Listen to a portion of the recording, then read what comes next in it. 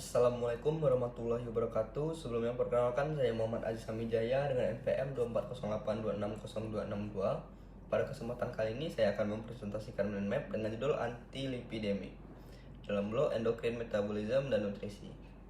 Dalam presentasi ini saya akan membahas definisi dan tujuan terapi, lipid dan lipoprotein, golongan obat antilipidemik, mekanisme kerja, efek terhadap profil lipid, efek samping, serta modifikasi gaya hidup. Baik, saya akan mulai menjelaskan mind saya. Pertama, ada definisi. Antilipidemik atau obat penurun lipid adalah kelompok obat yang digunakan untuk menurunkan kadar lipid atau lipoprotein yang abnormal di dalam darah. Tujuan utama terapi antilipidemik adalah memperbaiki profil lipid, terutama dengan penurunan LDL atau low density lipoprotein, serta menurunkan trigliserida pada pasien tertentu.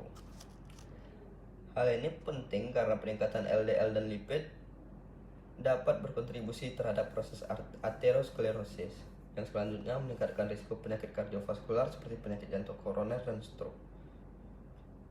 Jadi tujuan akhir terapi bukan hanya menurunkan angka kolesterol, tetapi terutama mengurangi risiko kejadian kardiovaskular. Selanjutnya adalah lipid dan lipoprotein. Lipid tidak dapat larut dengan baik dalam darah sehingga membutuhkan lipoprotein untuk ditransportasikan.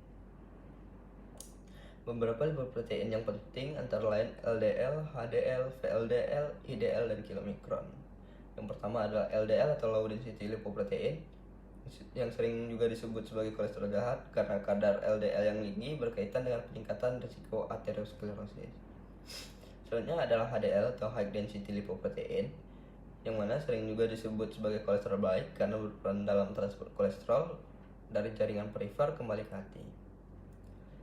Kemudian ada VLDL atau very low density lipoprotein yang berperan dalam transport trigliserida dari hati ke jaringan. Jadi dalam terapi dislipidemia, salah satu target terpenting adalah menurunkan kadar LDL. Berikutnya adalah statin. Statin merupakan salah satu kelompok obat yang paling penting dalam terapi dislipidemia. Contoh obat golongan statin adalah atorvastatin, rosuvastatin, simvastatin, pravastatin, lovastatin, dan fluvastatin. Mekanisme kerja statin adalah dengan menghambat enzim HMG-CoA reduktase di hati. Enzim ini berperan penting dalam sintesis kolesterol, di mana ketika enzim tersebut dihambat, produksi kolesterol di hati menurun. Akibatnya, hati meningkatkan ekspresi reseptor LDL sehingga pengambilan LDL dari darah meningkat.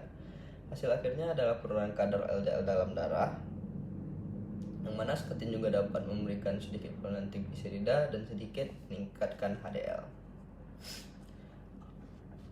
Efek samping yang perlu diperhatikan antara lain itu adalah mialgia atau nyeri otot, peningkatan enzim hati, dan pada kasus yang jarang dapat terjadi rhabdomyolysis. Karena itu penggunaan statin harus disesuaikan dengan kondisi dan risiko pasien. Selanjutnya adalah fibret. Contoh obat golongan fibret adalah gemfibrozil, fenofibrate, dan bezafibret. Fibret bekerja terutama dengan mengaktifkan PPAR-alpha atau peroxisisme proliferator reseptor alpha, yang dimana aktivasi PPAR-alpha ini meningkatkan aktivasi lipoprotein lipase sehingga pemecahan trigliserida meningkat. Akibatnya fibret terutama efektif untuk menurunkan kadar trigliserida. Fibret juga dapat meningkatkan kadar HDL. Efek samping dapat terjadi antara lain gangguan gastrointestinal, peningkatan risiko batu empedu atau gallstone, serta gangguan otot atau miopati. Risiko miopati dapat meningkat apabila fibret tertentu digunakan bersamaan dengan statin. Berikutnya adalah bile acid sequestran yang juga disebut resin. Contohnya adalah kolestiramin, kolestipol, dan kolesevelam. Obat ini bekerja dengan mengikat asam empedu di dalam usus sehingga asam empedu tidak dapat diresap kembali. Akibatnya, hati membutuhkan lebih banyak kolesterol untuk membuat asam empedu baru. Hal ini menyebabkan peningkatan penggunaan kolesterol oleh hati dan meningkatkan ekspresi reseptor LDL. Dan hasil akhirnya adalah penurunan LDL dalam darah. Efek samping yang dapat terjadi adalah gangguan gastrointestinal, terutama konstipasi dan kembung, yang mana obat ini juga dapat mengabsorpsi beberapa obat lain dan vitamin yang larut dalam lemak. Karena itu penggunaannya perlu diperhatikan terutama pada pasien dengan hipertrigliseridemia. Selanjutnya adalah ezetimibe.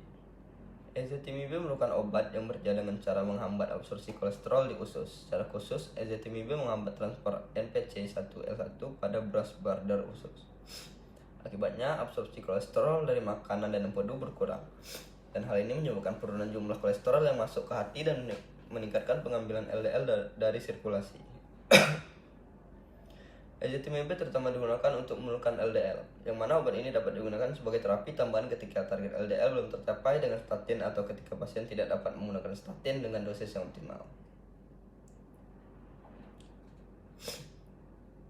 Efek samping ezetimibe umumnya ringan, tetapi dapat terjadi gangguan gastrointestinal dan peningkatan enzim hati, terutama bila digunakan bersama statin.